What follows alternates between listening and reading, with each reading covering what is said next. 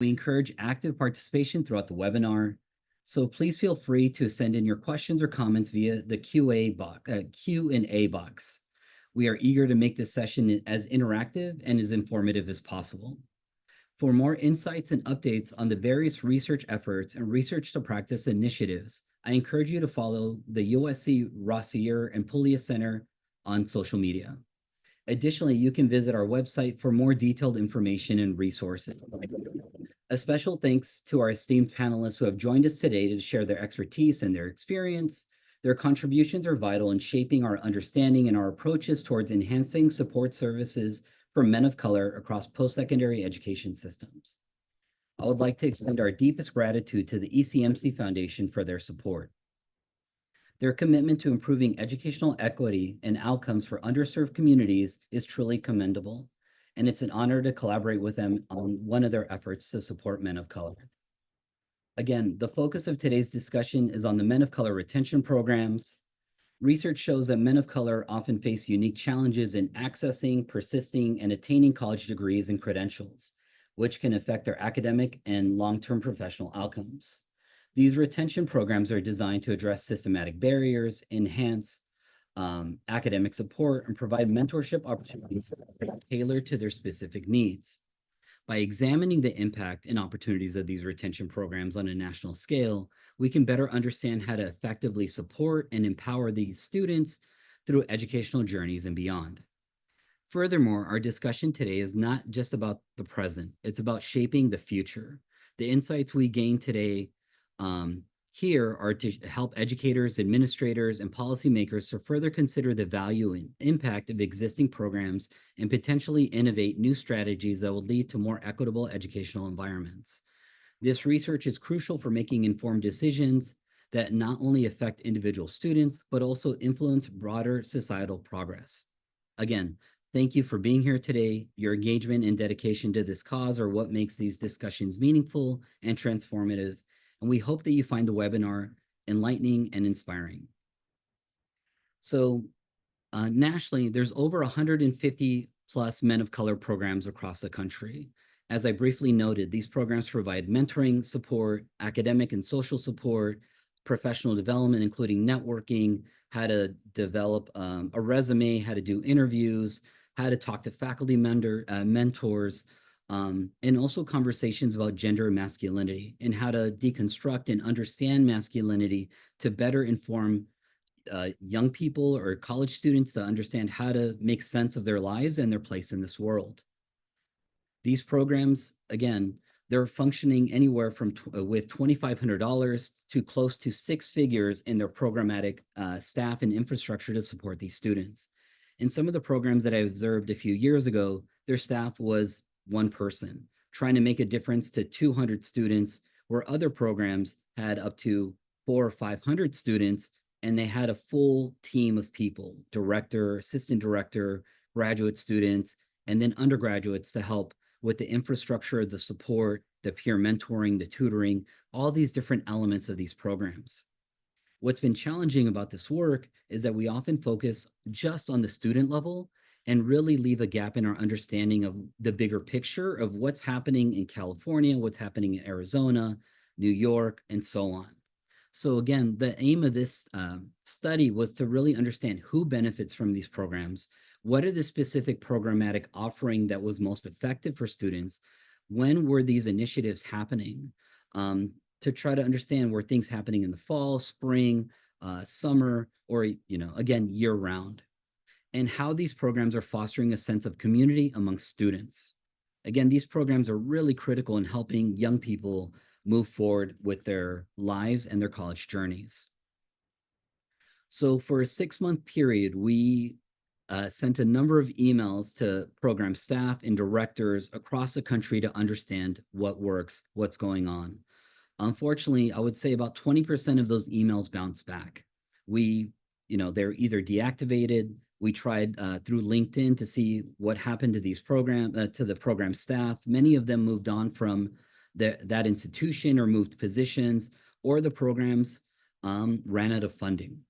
So as you see, we have programs from across the country. We had over 50 staff members and associated staff connected to men of color programs respond. We also had over 50 students respond as well. So as you see, we're from California to New York, Maryland, Connecticut, of these efforts and initiatives that are supporting men of color. But we know from other systematic reviews that these programs are located in much more many states. Surprisingly to us, over 55% of respondents were located in community colleges, which is also telling and aligns with the national research that many men of color begin their higher ed journeys in two-year institutions. So jumping into the data, looking at students, when we're asking students about how these programs support them, specifically how do staff support them in locating resources, over 87% shared that the staff taught them how to connect with resources and programs on campuses, really opened up their eyes to tutoring, academic support, the writing centers, all these other facets, and many students weren't connected to or using. Over 87% of the students also shared that they gained additional confidence and support or understanding how to connect with faculty and staff at their institutions. We know for many first-gen and low-income students, that is a big hurdle to foster and cultivate a relationship with a staff person or a faculty member and say, I need help. Students in these programs develop those help-seeking behaviors to understand how to connect, how to learn, and how to build that relationship to reduce their stress or anxiety about having a relationship with a faculty member, understanding how to use office hours, how to connect with those folks across campuses. Over 85% of the students also shared that these programs contributed to their college success, learning how to network, establishing graduation goals, and all these factors contributed to semester to semester persistence in order to be successful at their institution. And lastly, over 80% shared that they firmly valued the relationship with the men of color staff members at their institutions. Again, what we're doing today is just providing a quick snapshot of the broader research that we have, because we found so many different things on the student level, on the staff level, to really understand all the different pieces of the puzzle. As I noted before, much of the research, including the research that I've done, is really focused on the student level to understand what's happening, not as much on the staff. So here are some key insights from the staff members that facilitate these programs. So as I briefly noted, over 57% are located in community colleges across the US. Nearly 70% believe that their programs are an institutional priority, that they feel that the administration knows what they're doing, is affirming and allowing the staff to be responsible for managing their programs. And then what many of the attendees know is that less than 50% believe that they're going to have reoccurring funding for the next academic year. So what we've deduced from this is that obviously many staff, it's really difficult to set up a 1, 3, or 5-year plan to target retention and persistence for men of color if you're not sure if you're going to have the funding to be able to continue with your efforts.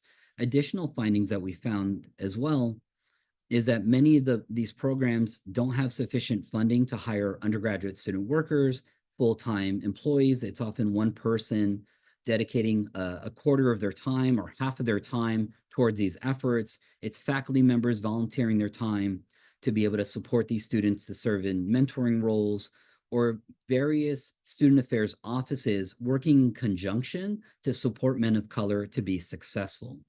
Again, it's really hard for these individual programs to tackle system level problems that are happening in the classrooms. So as much as we see these programs as critical and beneficial, there's larger things at the system level or at the institutional level where executive leadership can really step in and start supporting these programs a little bit more. So key things that we want college and university senior leadership to take from this study is to really work with student affairs or wherever the Men of Color program is located to really allow that space and time for program staff to refine program goals and targeted student populations. What happens and works for students in just say Long Beach, where there's a large number of Pacific Islanders, Latino, and African Americans, can be very different than what works in Oklahoma. So in thinking about the racial and ethnic demographics of the students that you're serving is really critical in understanding who to serve and what is the data telling us on how to support those students. Are they leaving after their first semester? Are they leaving after their first year? To really think thoughtfully about that intervention and how it works. Number two, about allowing staff members that run these programs to cultivate relationships with institutional peers and programs. So then that way, in thinking short and long term, if these programs unfortunately dissolve, these students are connected to a number of other programs and services on the college campus so they can have that ecosystem of support. We know that ecosystem is very critical in helping students feel validated, connected, but also having access to other folks that can provide the additional resources, support, mentorship, guidance that college students need in order to move forward. What we learned from our data as well is that, again, many of these programs don't have sufficient funding or resources, so it's important for staff to have the support from executive leadership to explore, apply, and secure external funding. That's especially at this time where many institutions are concerned about enrollment dips, additional financial precarity that's looming across multiple 2- and 4-year colleges. Unfortunately, many of us have to lean on external funders, nonprofits, foundations, or other entities to really supplement and help us launch and sustain these programs. Number 4, building trusting relationships with local K-12 educational partners, really having that foundation to be able to create a pipeline to that 2-year college or from the 2-year to the 4-year, and having a stable transfer pathway for men of color involved in these programs is critical. One, so undergraduate students can either serve as mentors, 2-year students or 4-year students serving as mentors to work in the local K-12 systems, or cross-mentoring. So in that way, students feel a sense of connection, of that sense of belonging, to be able to move forward and understand that there's a network of people at that next institution to help them be successful. 5th is about hiring and retaining dedicated staff to ensure program stability. As we noted, a number of the programs that we reached out to, they were inactive. Programs or emails were deactivated. We did a number of things to try to figure out what happened at these institutions. So I think really making that commitment to hiring dedicated staff to ensure that there's program stability, to be able to support students from first year all the way to their final year of degree attainment. And lastly, about strategic use of part-time employees or graduate students that help improve program delivery and support for men of color. As we noted, it was often one person spending a quarter of their time supporting men of color. So if there's ways to really stretch or leverage institutional resources to be able to either bring in undergraduate student employees to serve as peer advisors, or graduate students to really start supporting the staff members in their daily functioning, to be able to support and extend to much more than 50 or 100 students, given total enrollment. So with that, that wraps up this part. And now we're going to engage in some Q&A with Richard Reeves and Emmet Campos. So Edgar, if you can spotlight us all. So briefly, Richard Reeves is a founding president of the American Institute for Boys and Men. Before founding AIBM in 2023, Reeves was a senior fellow at the Brookings Institute. While at Brookings, he focuses on policies related to economic inequality, racial justice, social mobility, and boys and men of color. He's an author of several books, most recently of Boys and Men, Why the Modern Male is Struggling, Why It Matters, and What to Do About It, and Dream Hoarders. The American upper class is leaving everyone else in the dust, Why It Is a Problem and What to Do About It. Inspired by his own experiences as a father and a policy expert, Richard founded AIBM to bring awareness to the challenges facing boys and men today and to develop evidence-based solutions. And next, we have Dr. Emmet Campos, who directs Project Males, overseeing its operations, communication, and partnership. He leads a research institute studying and supporting Latinx males' educational experiences and the K-12 Project Males mentorship program, which supports middle and high school boys and young men in Central Texas, and also oversees the Texas Education Research Consortium, a statewide network of and learning community comprised of K-12 and post-secondary education institutions. Dr. Campos earned his PhD in cultural studies at UT Austin and is an author of multiple papers and book chapters. Previously, he directed initiatives for men of color in higher ed at UT Austin, building community partnerships, and teaching at several colleges. So first, what are your reactions to the experiences and the data shown today?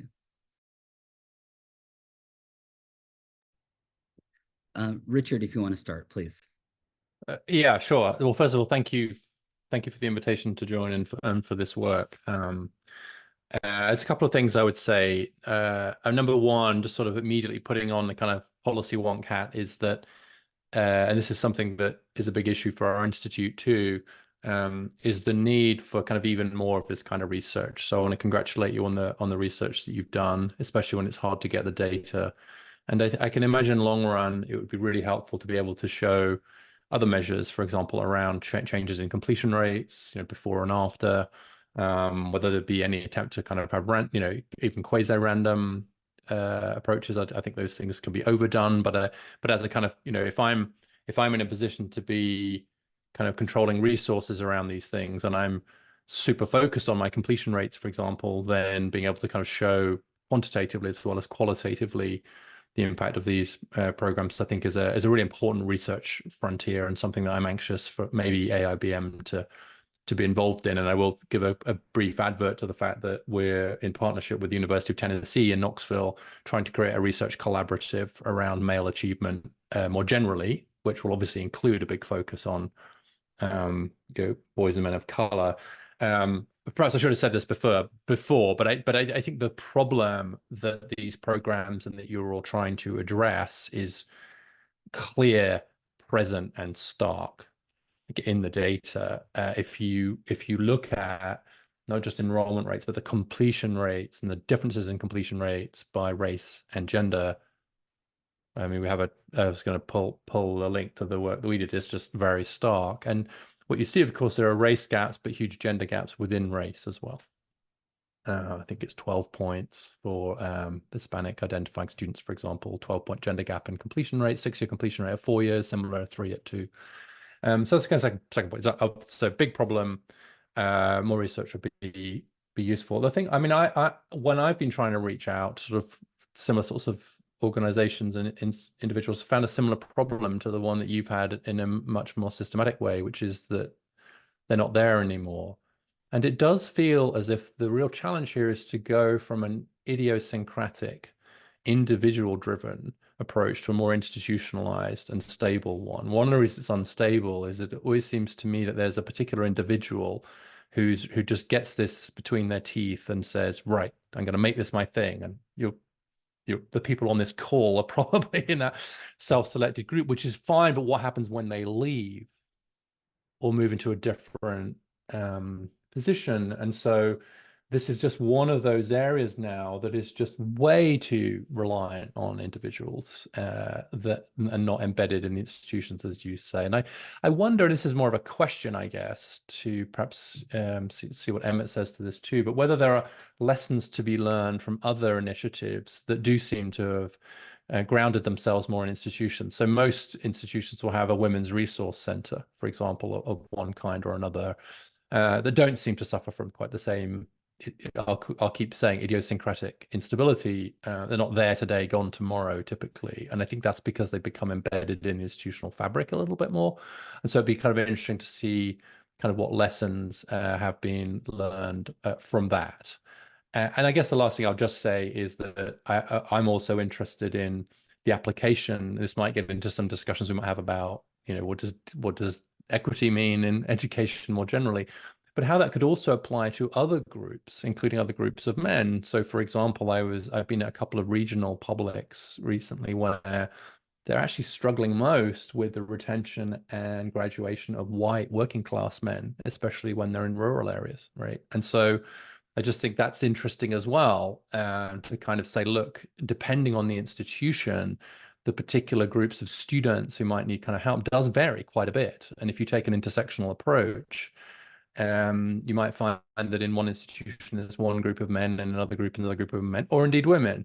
But I think part of the issue is to kind of expand this in a data-driven way to kind of other groups of men, who for different reason might be struggling. I know of some institutions, for example, that have closed the race gap in completion, but haven't got close to changing the gender gap, and that seems to be driven as much by class, as it is by anything else. And so that's just something I'd want to throw into the discussion, but I'll stop there because I'm looking forward to the conversation.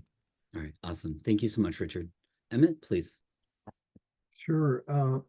Well, there's a lot in your presentation, Adrian, and of course, Richard. I was prepared to address some of those, and we can do it throughout the webinar. But as Richard was pointing out, a couple of things.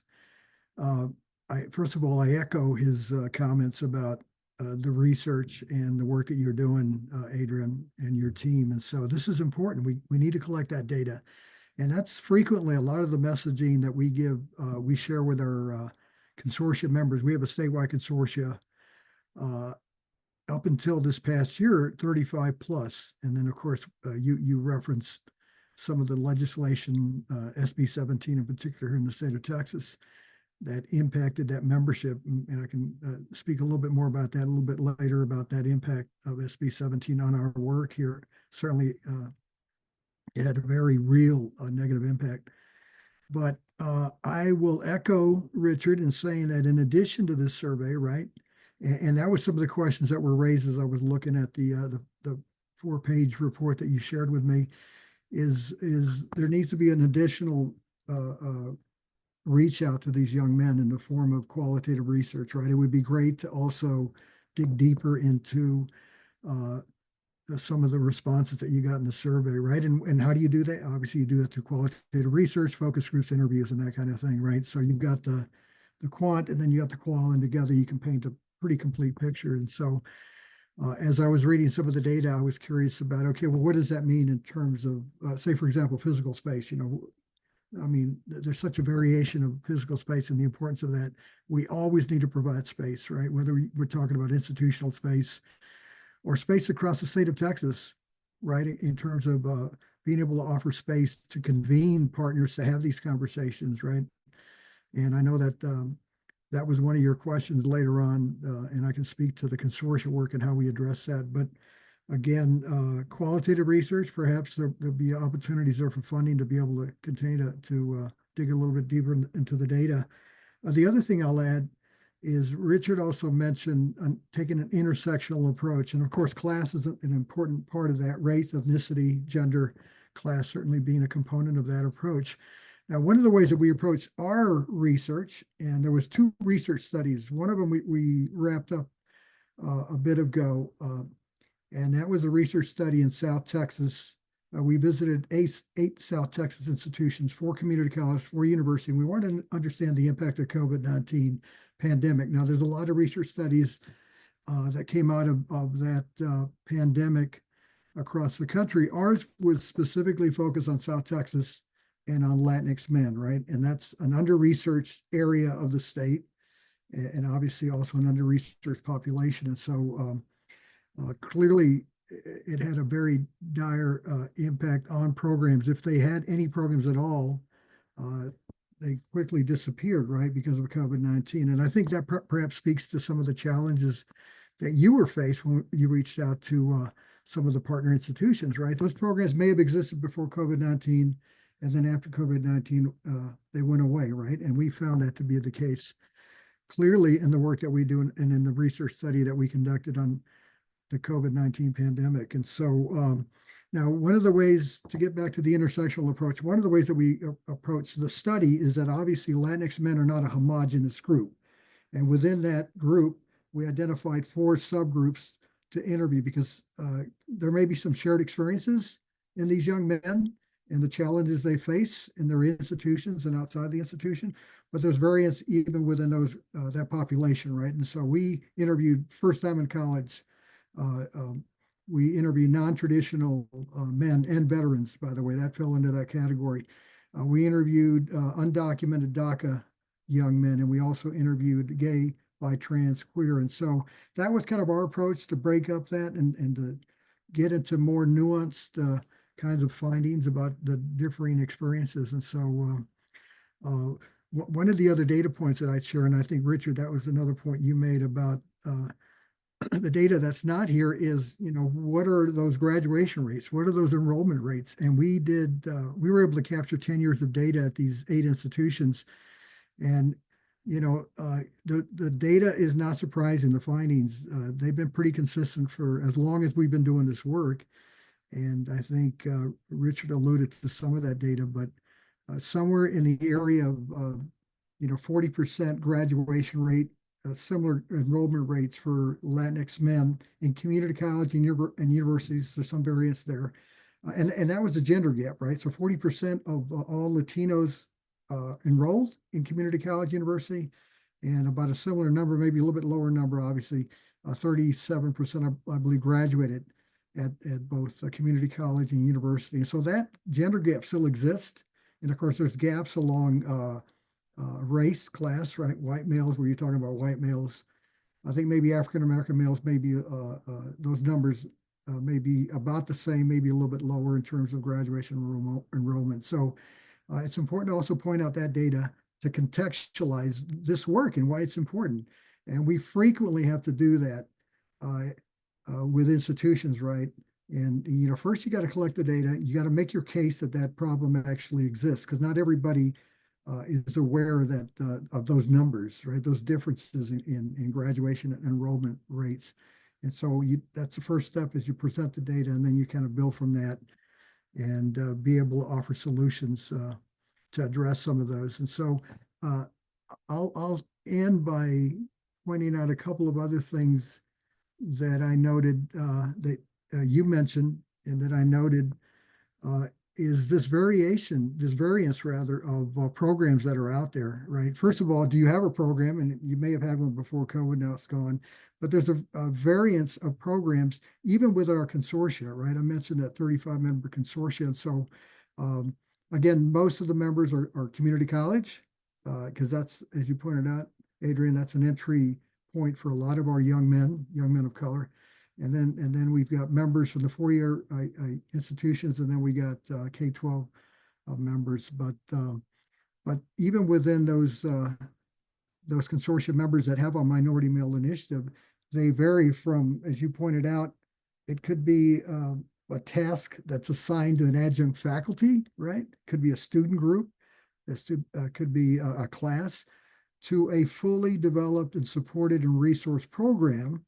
I won't give you examples of that end of the spectrum, but I will point out where institutions or programs are doing really well. And San Antonio College has a program called SACMEN that, again, is fully resourced and fully supported. They have a full-time staff. They have space, a lot of space. They have resources, money, M&O. Their budget is tied to hard money, right? Versus soft money. Now I'm not frowning on soft money. A lot of the work that we do is foundation support, right? But at the same time, if you have hard money, you're more likely to get that sustainability that you were pointing out to, right? Long-term sustainability, as long as it's written into the budget long-term. So again, those are some of the things that we found in the work that we do, that variance of types of programs and how effective they are based on how highly resourced they are. And thank you for that, Emmet. No, absolutely. And I think that really leads into one of the next questions about looking at like how staff perceive and know that they don't have reoccurring funding, right? So how do you really plan for next academic year if you don't know if you're going to, one, have a position, or two, have support from a graduate student or an undergraduate student worker, a work study, admin assistant? Because many of the tensions I think that both of y'all lined up was data. What is the data saying? But for many of these program staff that are in charge of fundraising, mentoring, doing, everything, and then we're simultaneously asking them to collect additional data and analyze their data and do reports, there's only so many hours in the day, right? So given that men of color staff like perceive and really have insufficient fiscal resources, how can institutions better support men or better support the staff who are critical to the success of men of color programs? Richard, if you want to start, please. Yeah, I can only speak to this kind of more generally, and I think it's a good illustration of a broader problem, which is the vicious circle whereby it's hard to get fund resources and action on something where there isn't sufficient awareness of it being a problem. But without some resources and some research that's institutionalized, you can't raise awareness, right? And so, honestly, I'm just going to know how you kind of react to this. Sometimes when I've been speaking on a lot of college campuses over the last year or two, is that I'll just get someone. I have a research assistant working for me or something to kind of pull the data on enrollment completion. Sometimes it's harder to get by race than other, and then just present it at a kind of speech or something. And very often the people in the institution say, "Oh, we didn't know that." I'm like, it wasn't that hard. Like, why didn't you know that? And I think it's because it's partly because within the institutions, it's nobody's job to be looking at it through this lens, right? Especially when you add gender to it as well. And so I know I'm just sort of saying that that's kind of a problem, but it's something that I think, like, it's until people are convinced that this is a kind of problem that's worthy of its specific attention, it's just really hard to secure the resources. It remains idiosyncratic. And so it's really hard because it's such an urgent problem in many cases that the idea that the first step is going to be to do some research doesn't fill many people's heart with like excitement. Like, it doesn't feel a call to arms is we need more bar charts, right?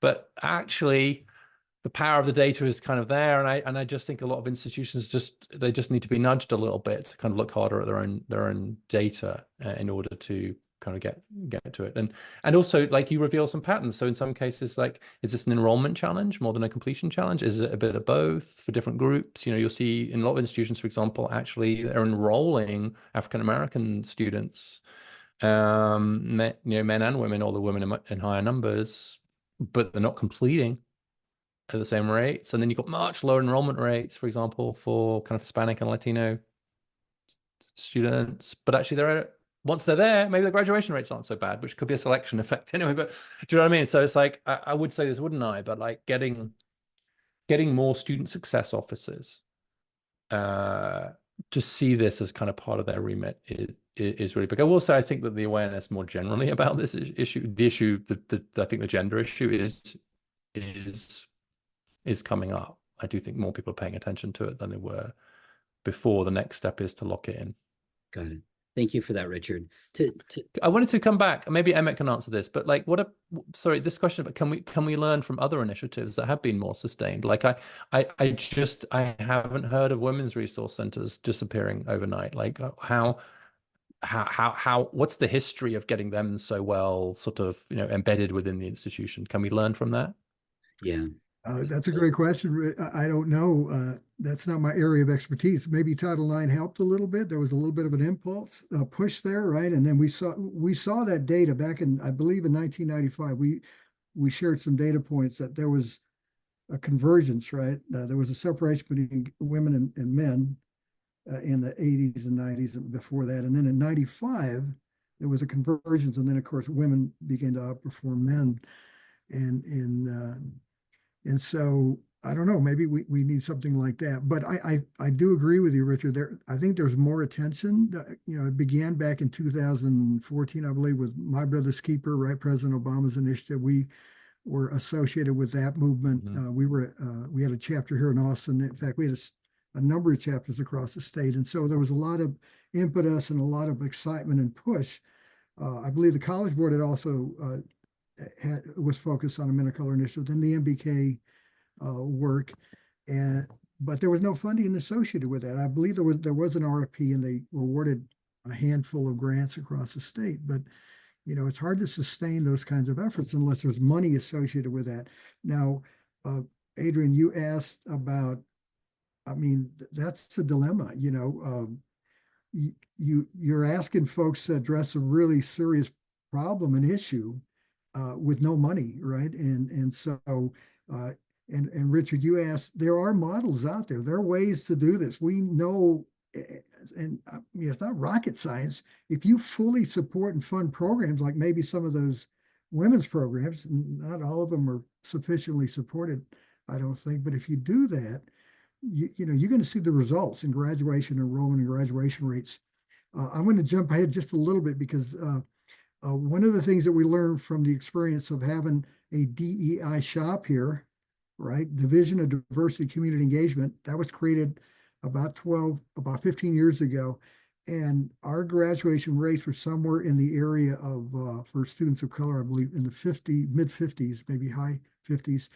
And over 10 years or 12 years of that program being in place, serving these populations that we're talking about, there was an increase in graduation rates to about 71%. So clearly, you provide the resources, you provide the funding, you provide leadership, right? That VP that headed that DDCE answered directly to the president.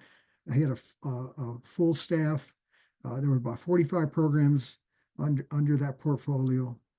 And you saw the impact in the numbers and the graduation rates, enrollment rates, right? So that program is now gone. So, we're going to see a reversal, I think, of some of those successes. So the SACmen that I was talking about at SAC, right? They have support from the very top, from the president, right? And that's where it starts. You got support from the president, and that message and the mission, core values trickles down to VPs and to staff and to faculty. And then it translates into fully resourced programs like SACmen, right? And that's how you do it. You don't do it by assigning a men of color program to an adjunct faculty, right? Because that's not going to be successful. You're not going to get anywhere with that. And so I think it's an interesting data point here that you shared. Before I forget, I find it interesting under key insights from staff that you've got, Adrian, you report here 6 institutional priority and peer support. Institutional priority, 68% of staff said that their program is an institutional priority, but yet you've got them also commenting that only 36% say that the institution provides sufficient resources, or 46. That's an interesting kind of contradiction, right? I mean, where does that come from? I'm just curious, right? So. Absolutely. And some of the qualitative work I did a few years ago from when I did a 5 institution case study. So often these programs were highlighted when institutions had to do statewide reports. That they said, we have a men of color program to tackle this issue. But then they would give the program $10,000 and said, tackle the issue. So I think from a reporting stance, like they can say, yes, we're addressing this problem. But then once you pull back the curtain and you see there's nothing really there, I think that's where like that tension arises. And, kind of going back to the point that you just made about the president and their commitment in that community college, I think really links back to Richard's comment of like, but it's one person, right? So when that president steps down, what's going to happen to that initiative, right? So even if it's been there 5 or 10 years, we've seen programs dissolve after 5 or 10, 20 years because there isn't that political will or investment. So to do one more question so we can make sure to have time for Q&A, in thinking about like the various stakeholders, nonprofits, community organizations, foundations, groups like yours, Richard, like how do we collaborate to ensure that there's one, additional attention and sustainability and potentially expansion of these programs to ensure that men in general or men specific or men of color specifically are persisting and graduating? Yeah, so I think obviously this work is hugely important, but I would say, so I like the point you make about the president. I'd love to learn more about the San Antonio example. Is that like if you are that president or you are leading this initiative, the question is, how do you institutionalize this in a way that survives your own exit, right? And there are plenty of places that have done that. My guess is that one way to do that is to just make it completely uncontroversial, completely just part of the landscape, to make it, well, of course we would do this, right? And I think that's almost like a small p political question as well, which is, and it even happened to My Brother's Keeper too, and it's happened a little bit since, a lot of criticism. It's like, really, why only men? Well, like, women of color are really struggling too, etc. And so it gets diluted and it gets pulled away from its original mission because it's just not accepted and mainstreamed. And so there's two things going on here. One is like the general conversation has to mainstream this so that it's just it should be like, you shouldn't have to go out on a limb to argue for this, right? It should be part of the trunk.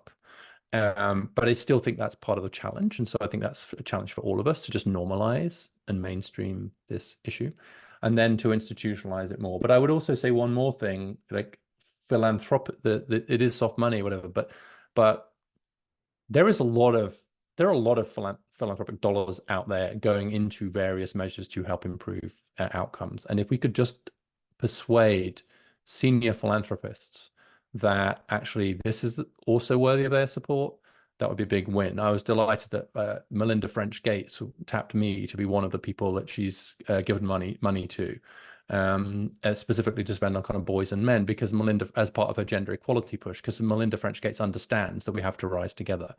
And I'm hoping that more philanthropic organizations will start to see that helping men, and especially men of color, and especially men from low-income backgrounds. I will just note that a study just dropped today from Raj Chetty and his team at Opportunity Insights, showing cratering economic outcomes, including in education for white men raised in low-income communities. They weren't great for Black men raised in low-income communities either, but it's so, like, if you're serious about opportunity and you're following the data, then you cannot be not looking at men, especially men from disadvantaged backgrounds or men of color. And I do think that that's starting to grow, but there are a lot of dollars out there being spent by philanthropists. If we could divert a single percentage point share of that to this initiative, it would be transformative. So we should do that too. Thank you for that. I was just going to add, Richard, you're exactly right. A couple of points. There's a couple of arguments you make when you're educating folks in institutions or statewide or whatever space you're in. And there's the kind of the moral argument, you got to address this issue, these young men need support. There's also the economic argument, right? And so you convince people that this is going to be part of your future workforce. And if you don't support them and you don't graduate them, they're going to end up on this proverbial school to prison pipeline, right?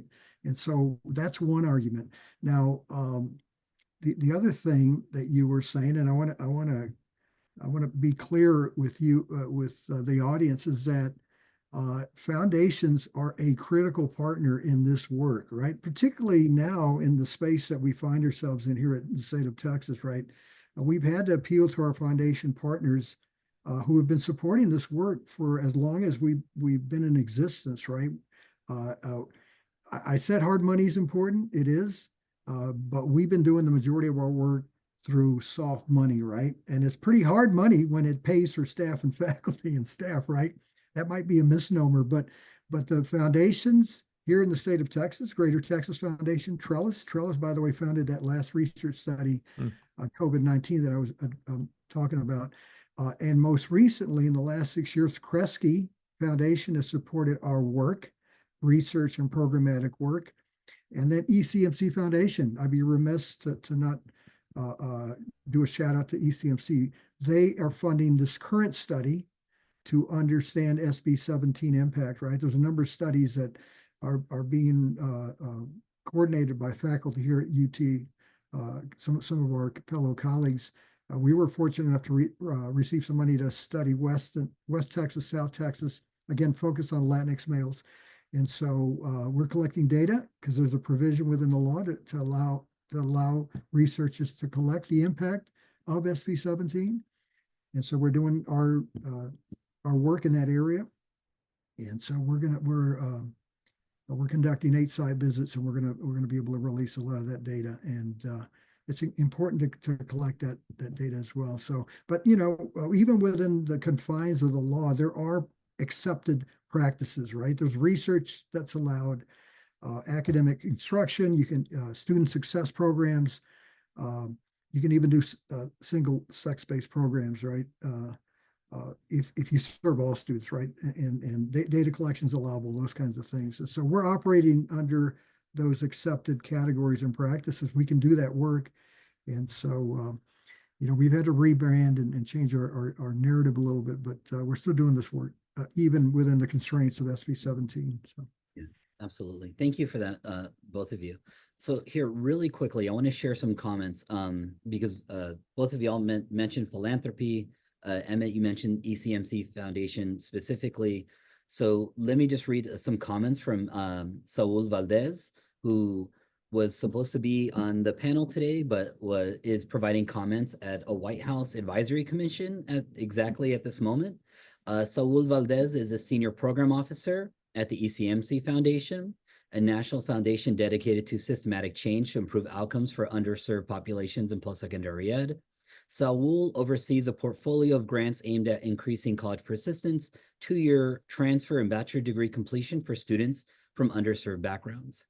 He pioneered the foundation's Men of Color Initiative, a groundbreaking multi-year $20 million grant-making strategy to support equity-centered programs for males of color. So with that context, I just want to share that he said, the ECMC Foundation is a national foundation whose North Star is to eliminate equity gaps in post-secondary completion by 2040, so that underserved learners have greater social and economic mobility opportunities. Our Men of Color initiative is first of its kind, a national grant-making initiative dedicated solely to improving persistence and completion rates among men of color, including Black, Latino, Southeast Asian, Pacific Islanders, and Indigenous men. We are thrilled to have partnered with Dr. Adrián Huerta and his team to ensure we can translate research into practice and policy form. Together, we aim to highlight how colleges and universities can adapt data-informed, equity-centered programs and campus-wide interventions to better serve men of color. ECMC Foundation remains dedicated to supporting these transformative efforts. We look forward to continuing to collaborate with higher education institutions and system offices, business organizations, employers, and policymakers to accelerate college completion, develop clear pathways to well-paying jobs, grow our economy, and society. So, fun fact, I worked with Saul over 2 years to help put together that $20 million fund. So to be able to see it come into fruition, to be able to support programs across the country in various research projects as a junior faculty member is super fulfilling. So, I'm very excited to collaborate with ECMC, and I hope that there's additional things that we can do. So I know we have about 10 minutes left, and we have one last question, or we have a handful of questions that I hope that both of you can jump in. So one of the questions is, what do you recommend programs that don't solely support men of color, but can support these populations through, just say, for example, federal TRIO programs? Keep in mind to fill some of the gaps discussed. So any reactions to, in California, we have EOP&S, Equal Opportunity Programs and Services.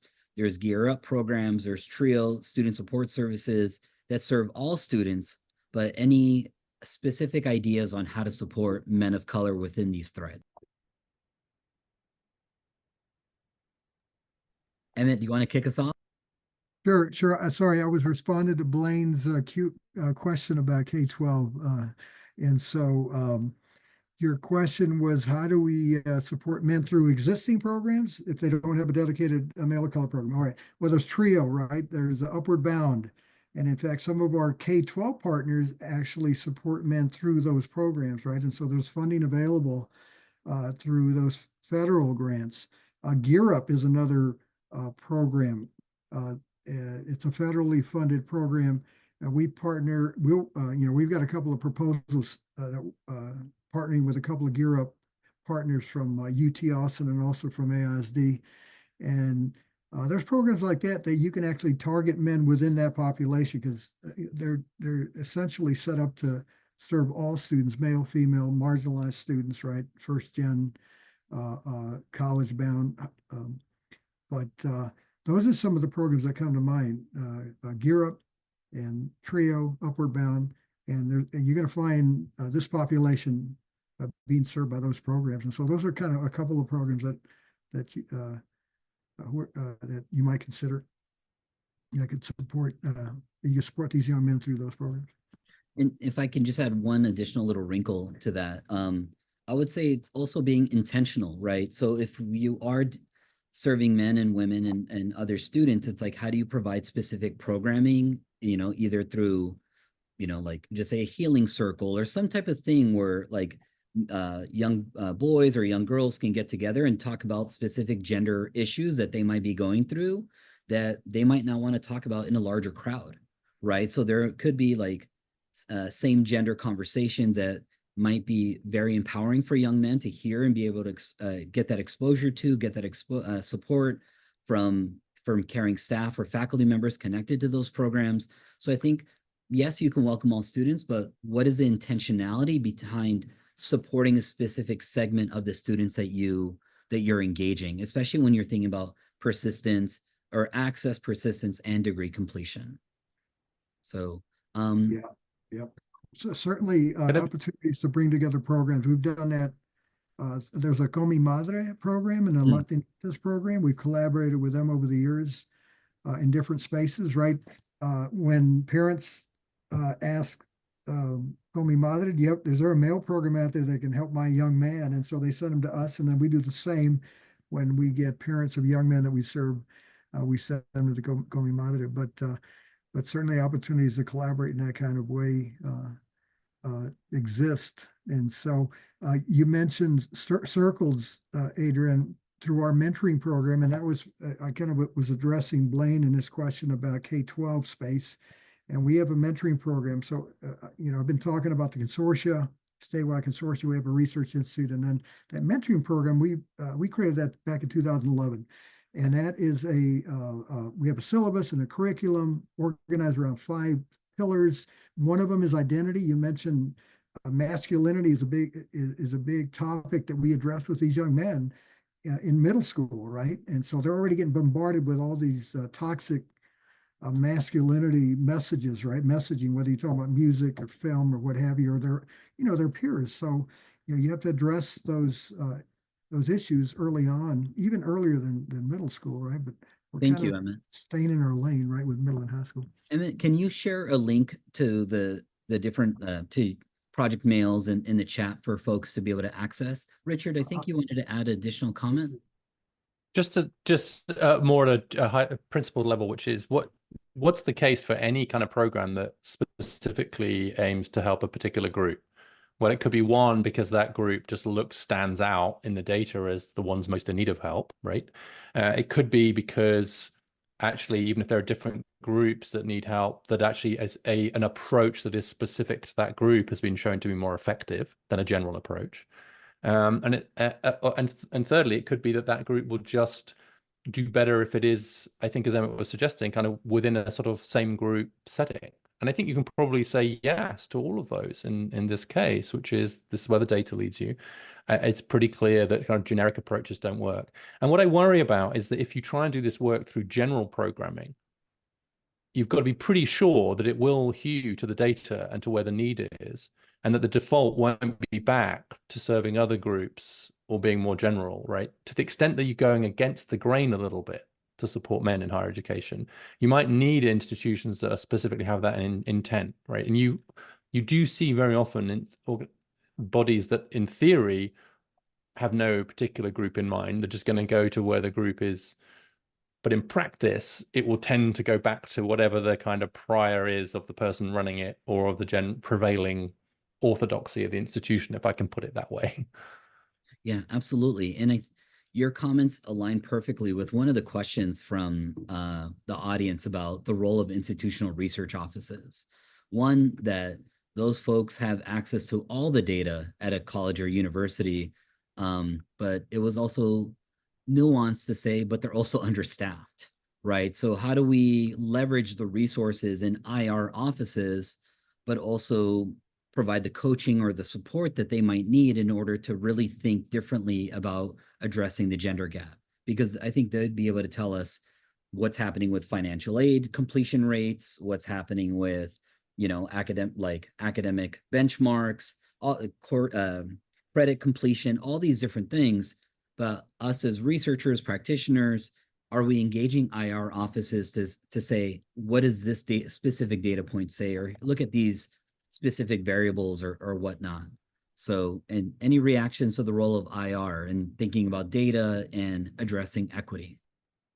I would just say, obviously crucial. I don't know about the resource question, but if there's a way to partner with foundations or with just PhD students or whatever, but I will tell you that at the risk of, I think I quite often think a lot of the data we need is actually not that hard to get, if you just ask the question, and that it's very often more a question of what those offices choose to look at and what they choose to highlight. And so I think it's as much about intent as it is about availability and resources. I could be being horribly unfair to all the IR officers out there, in which case I apologize. But I have been struck by how easy it sometimes is for a half-competent research assistant with a couple of hours to pull data that even surprises the leaders of the institutions themselves. That suggests to me that it's not a resource issue, it's a mindset issue. Yeah, it's probably a combination of both. To Hugo's point, right? You know, we find that variance within our 35 member institutions, right? Some of them have a really robust IR department, and some of them, it may be a faculty person that's assigned that task, right? And so it really depends on the institution and what kind of support that they provide. You think that all institutions would have a robust program, right? I mean, how do you operate if you don't collect the data, right? And understand, you know, to be able to evaluate your programs and whether you're being effective or not. So, but certainly, yeah, your IR, to Hugo's point, there is a variation of that, and we find that here in the state of Texas. One quick thing, if I may, Adrian, I know we're running out of time, but somebody had asked about DEI, right? And the challenges we're facing here. And one of the things that we did was we moved into the College of Ed, right? We migrated from DDCE just months before that program was dismantled. And we began that process to migrate our work into the College of Education. And so that's provided us protection and space, right? We get full support from Dean Charles Martinez. The other thing it provides us is a closer proximity to researchers. We didn't have that necessarily at DDCE, and so they're more of a programmatic shop. So we're still learning how to pivot and respond to DEI, right? And so it's kind of an ongoing process, and we're going to learn more after we conduct this research here in Texas. Happy to share some of that data and what we find in the future. Thank you for that, Emmett. Again, thank you, Richard. Thank you, Emmett, for engaging in this practice brief, for your very thoughtful comments. I think collectively we know more work, more research, and action needs to be taken to be able to address the issues for men in general. However, you know, thinking about rurality, social class, all these different things, intersecting identities that are impacting opportunity. You know, so with that said, again, thank you so much for your time, for your energy, thoughtful comments. Again, thank you to the ECMC Foundation for their support of this research. For attendees, please be on the lookout for the link to the practice brief that should be going live in a week or so. So again, everyone, thank you so much for your time. Take very good care. Thank you. Thank you.